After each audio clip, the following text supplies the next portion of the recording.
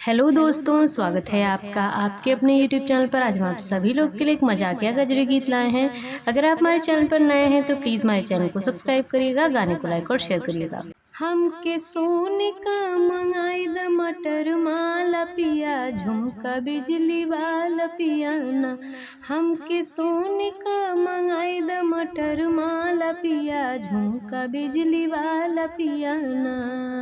जब से झुमका ना देवब तब से जेवना ना बनौब, जब से झुमका ना देवब तब से जेवना ना बनौब। तोहर जेवन पे लगाऊब हम ताला पिया, झुमका बिजली वाला पिया ना। तोहर जेवन पर लगाऊब हम ताला पिया, झुमका बिजली वाला पिया ना।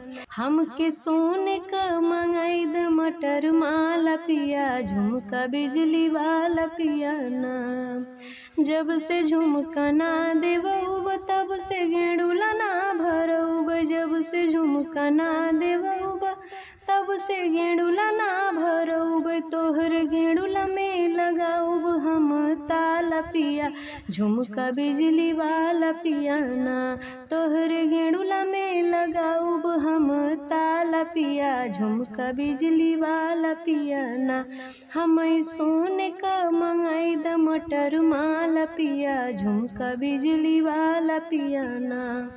जब से झुमका ना देवब तब से बीरवा ना जोरऊब, जब से झुमका ना देवब तब से बीरवा ना जोरऊब।